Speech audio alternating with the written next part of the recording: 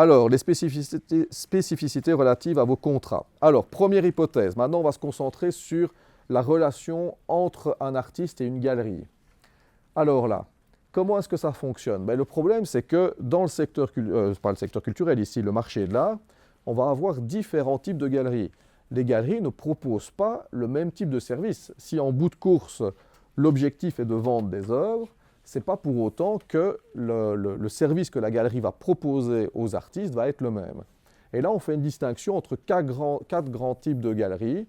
Maintenant, on a de plus en plus des galeries virtuelles donc qui sont juste des espaces de vente en ligne, fondamentalement. Donc ça c'est pas, la galerie ne va pas prendre beaucoup de risques, elle ne fait pas beaucoup de travail de promotion.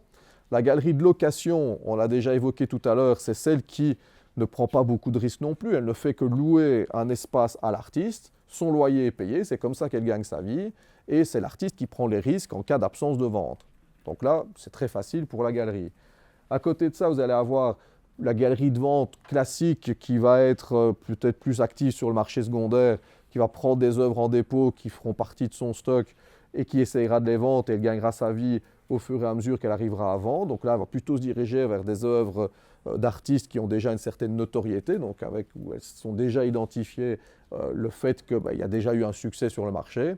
Et puis alors vraiment la galerie dans toute sa splendeur qui est celle que le grand public va imaginer plus facilement, la galerie de promotion qui là va vraiment essayer de défendre un artiste et de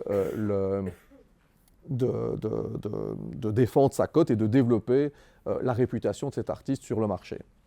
Et donc en fonction du type de galerie, du positionnement que vous avez, votre structure ne va pas prendre les mêmes risques et ne va pas proposer les mêmes types de services aux artistes ou aux clients avec lesquels elle travaille. Et donc celle qui prend le plus de risques et qui va proposer le plus de services aux artistes, c'est forcément celle qui est là tout en haut à droite, la galerie de promotion. Elle prend beaucoup de risques parce qu'elle travaille avec un artiste qui n'est pas encore connu, donc elle n'est pas certaine que le public va suivre le choix qu'elle aura fait. Mais par contre, pour pouvoir faire la promotion de l'artiste, elle va essayer de mettre en place une multitude de démarches qui vont permettre, qui ont pour objectif de rendre l'artiste plus visible et de rencontrer son public potentiel. A l'inverse, vous avez de l'autre côté celle qui propose aucun service à l'artiste et qui prend aucun risque. C'est notre galerie de location, puisque là, il n'y a pas de danger particulier pour elle. Elle ne fait que louer un espace et c'est l'artiste qui, lui, va assumer alors le risque en cas d'absence de vente.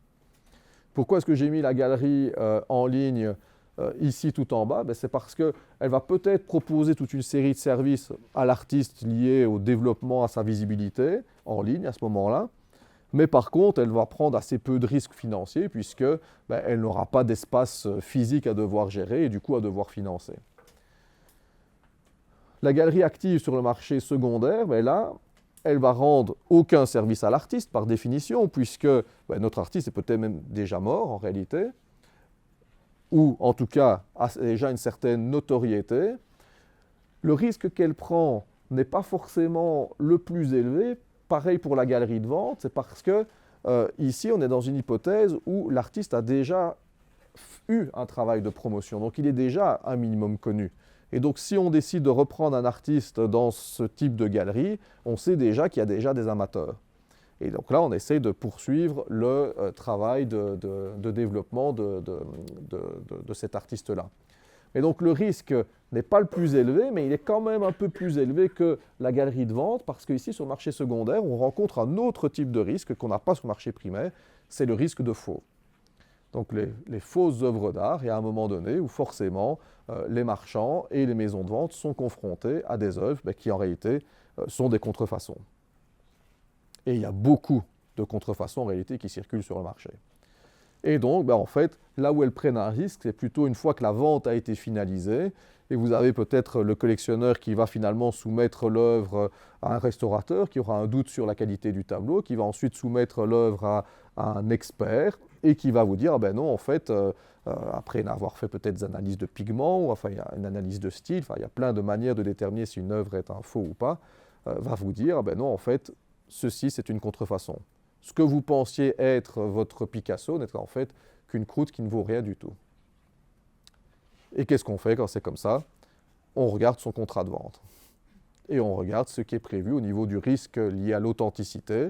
en sachant que les juges ont une position un petit peu alambiquée, on va dire ça comme ça. Certains juges vont protéger l'acheteur et annuleront la vente, alors que d'autres vont dire, ah ben tiens, si dans vos conditions générales, il y a une clause d'exonération de responsabilité, ce qui est des choses qu'on peut rencontrer sur le marché de l'art, ben finalement, on n'annulera pas la vente. Donc vous voyez, là, on est vraiment en plein dans le concret, avec vraiment les mentions que vous prévoyez dans vos contrats, dans vos factures ou dans vos conditions générales qui vont plus ou moins vous protéger et plus ou moins défendre votre notoriété. Vous avez sur le marché secondaire, typiquement au niveau des ventes publiques, les maisons de vente publiques, qui vont dans certains cas vous dire ben moi je ne garantis jamais l'authenticité, je fais quelques vérifications, mais je ne peux pas garantir que toutes les œuvres sont 100% fiables, alors qu'il y en a d'autres qui vont vous dire ben nous on garantit. Donc si on nous arrive à nous prouver noir sur blanc que l'œuvre est fausse, on rembourse quoi qu'il arrive. Donc forcément, vous n'avez pas le même engagement de la galerie, et du coup, la notoriété pas de la galerie, mais de la maison de vente ne sera pas la même en bout de course. Alors, du coup, quel type de mention on va avoir dans vos contrats? Ici, ça va prendre la forme d'un listing, mais c'est pour vous permettre de visualiser les différences de rédaction que vous allez avoir dans les clauses et dans vos contrats en fonction du type de service que vous proposez. Donc, pour notre galerie de location, fondamentalement, là, ce n'est pas très compliqué. Vous avez un loyer qui est prévu, vous avez une durée de location qui est prévue, et on a déjà l'essentiel des informations. La seule chose qui va sans doute être rajoutée, c'est une garantie locative en cas de dégâts ou ce genre de choses. Donc des contrats très courts, assez faciles à faire pour les galeries de location. Pour les galeries virtuelles, là, on aura la question de savoir pendant combien de temps des œuvres vont être proposées sur le site. Et donc, éventuellement, savoir si on va donner une exclusivité et déterminer si la galerie pourrait être active sur un territoire ou l'autre. Ce qui arrive avec la problématique des galeries virtuelles, c'est que vous avez parfois des artistes qui vont prendre un engagement avec une galerie, imaginons ici à Bruxelles, et puis il est approché par une autre galerie qui est basée à Paris, mais qui vend en ligne. Et donc, potentiellement, sa zone d'activité, ça peut être le monde entier. Et donc là, on peut avoir des conflits entre un engagement qui a été pris par l'artiste avec une première galerie physique quelque part, mais qui voudrait pouvoir peut-être élargir sa zone de vente, et la galerie en ligne qui, elle, va avoir une zone géographique beaucoup plus large. Du coup, qu'est-ce qu'il faut vérifier quand c'est comme ça? C'est surtout les clauses d'exclusivité, le territoire, pour savoir comment est-ce que l'on va gérer ce type de conflit, en sachant que la galerie en ligne, par définition, elle sera accessible à tous. La galerie de promotion, celle qui fait le plus, là, on a plus de mentions parce qu'elle va beaucoup plus développer les services qu'elle va proposer à l'artiste. Quels sont les types de services qu'elle propose à l'artiste? Vous les avez ici. Ça va être certainement organiser une exposition individuelle, avec du coup un vernissage, avec peut-être des visites privées, avec peut-être des visites ou des repas qui sont organisés au sein de la galerie avec des collectionneurs spécifiques. Ça va être peut-être augmenter la visibilité de l'artiste en ligne, faire des galeries, faire des expositions collectives, participer à des foires d'art. Voilà, c'est une multitude de démarches que la galerie va essayer de mettre en place pour rendre l'artiste ou les artistes avec lesquels elle travaille les plus visibles possibles. Et donc ça veut dire qu'elle va prendre beaucoup d'engagement dans son contrat, mais aussi ça va se traduire d'une autre manière, c'est au niveau de la commission. Quelles sont les commissions que les galeries demandent? On va dire que pour une galerie de ce type-là, ce sera souvent 50% sur le prix de vente. Très souvent. Donc, on vend une œuvre 1 000 €, 500 pour l'artiste, 500 pour la galerie. Ce qu'on voit souvent aussi pour des galeries qui font moins de services, on va avoir une commission plus basse qui va généralement se fixer aux alentours de 30%. Et si vous avez vraiment des galeries qui ne cherchent vraiment pas à gagner leur vie, typiquement alors elles seront structurées sous forme d'ASBL, très probablement, on peut même encore avoir une commission qui sera encore plus basse.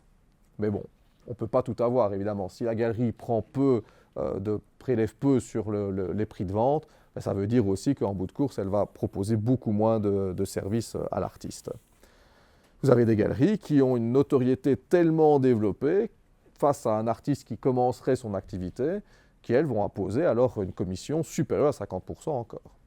Ça peut se voir et ça peut se justifier pour cette raison-là. Vous avez certains artistes, à partir du moment où ils ont été exposés dans telle galerie de telle capitale du monde, les noms sont connus, sa carrière est faite. Et sa cote s'envole. Donc parfois, accepter une commission plus élevée leur permet de tout simplement mettre le pied à l'étrier et de faire augmenter leur cote.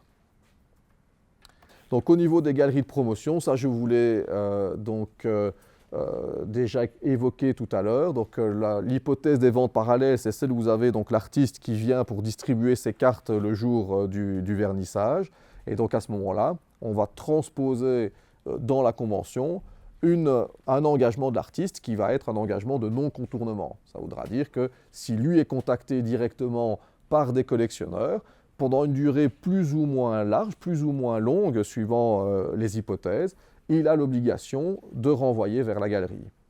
Et là, on voit l'éthique de certains artistes. Il y a beaucoup d'artistes qui respectent parfaitement cette hypothèse-là, alors que certains autres vont vous dire quand même, avoir l'occasion de vendre sur le côté une petite œuvre en plus, ou de la vendre au prix fort, ou avec 10 ou 20% de réduction par rapport au prix affiché en galerie, mais du coup ne pas avoir de commission à repayer à la galerie, c'est tentant. Et donc, certains vont ne pas respecter la clause de non-contournement.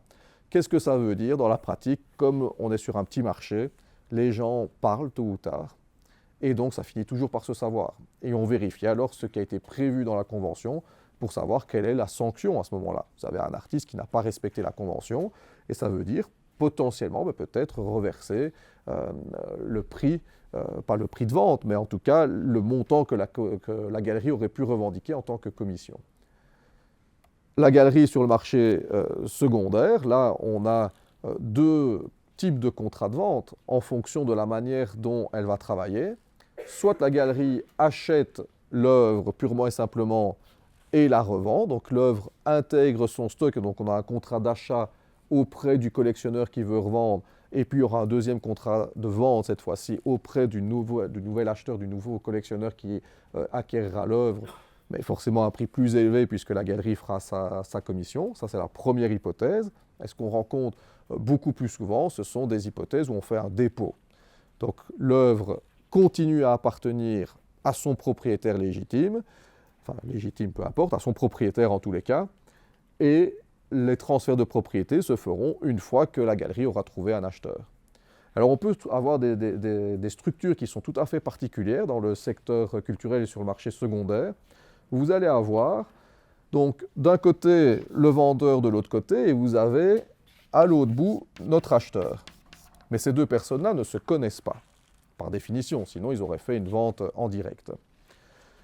Notre vendeur va donc mettre en dépôt l'œuvre dans une galerie, et la galerie va commencer à activer son réseau en disant tiens, j'ai une œuvre de Magritte qui est disponible pour le moment. Et du coup, lui, il va commencer à envoyer l'information dans tout son réseau jusqu'à ce qu'à un moment, une personne va dire tiens, moi j'ai peut-être un acheteur. Et donc dans le réseau, qu'est-ce qui se passe dans la réalité? C'est que toutes les personnes qui font ce travail d'intermédiation entre des acheteurs et des vendeurs vont à chaque fois activer leur réseau jusqu'à ce qu'on arrive à trouver quelqu'un qui dit tiens, moi je cherche justement un Magritte.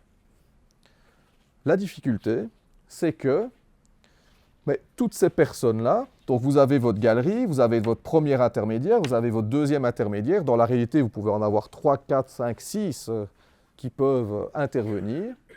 Et la difficulté, c'est que lui, il ne veut pas vendre, il ne veut pas livrer l'œuvre s'il n'est pas payé. L'acheteur, lui, ne veut pas payer s'il n'est pas livré. Et eux ne veulent pas que l'œuvre soit livrée s'ils ne sont pas sûrs de percevoir leur commission. Parce qu'évidemment, tout ce beau monde-là, chacun va prélever une commission sur le prix de vente. Et c'est comme ça que quand vous lisez, j'ai mis notamment en ligne, vous avez vu certains articles du Journal des Arts notamment, pour ceux qui sont plus pour le marché secondaire, pour le marché de l'art, et vous avez régulièrement dans la presse des articles ou des difficultés, des procédures judiciaires qui sont en cours et qui impliquent ce schéma-là. Et quel est le problème? C'est que parfois ici, vous avez votre Magritte, il est vendu à 1 million d'euros, et l'acheteur en paye 10 ou 12. Et tout le monde se sucre au passage. Et donc là, on a tout un problème lié à le fait d'être peut-être lésé par rapport à la vente. Il a peut-être, vous voyez, ça nous amène à des considérations du type est-ce que j'ai bien été conseillé, est-ce que j'ai bien été défendu, est-ce que le prix qu'on m'a reversé est bien conforme à la valeur du marché, etc. etc. En sachant que lui ne savait peut-être pas non plus qu'il y avait autant d'intermédiaires, et lui ne savait pas non plus qu'il y avait autant d'intermédiaires qui se sucraient au passage. Donc on a un vrai problème d'information globale du marché, en sachant que, pire encore, à part comment est-ce qu'on va arriver à finaliser cette vente alors que personne ne se fait confiance. Parce que c'est ça la réalité. Chacun veut défendre sa petite commission ou sa grosse commission, suivant les circonstances, et l'un veut être payé avant de livrer et l'autre veut être livré avant de payer. Du coup, qu'est-ce qu'on fait quand c'est comme ça? On fait intervenir idéalement un tiers qui connaît tout le monde, mais qui va garantir chacun individuellement.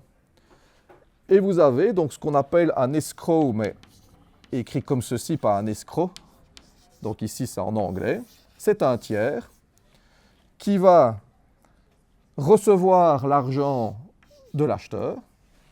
Il va dire à tout le monde, j'ai reçu les fonds, vous pouvez livrer l'œuvre. L'acheteur reçoit, et donc il garantit à l'acheteur, je ne me défais pas des sommes d'argent que vous m'avez versées, tant que vous ne me garantissez pas que l'œuvre qui vous est livrée est conforme.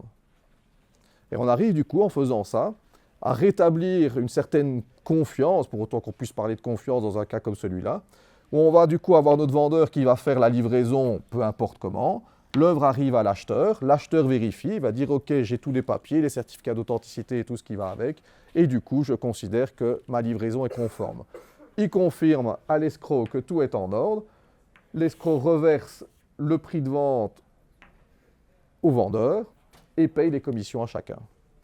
C'est une manière de faire aboutir une vente là où il y avait 100% de déficit de confiance. Très difficile à aboutir parce que dans la pratique, vous avez beaucoup de personnes qui n'arrivent pas finalement à trouver un accord par rapport à ça.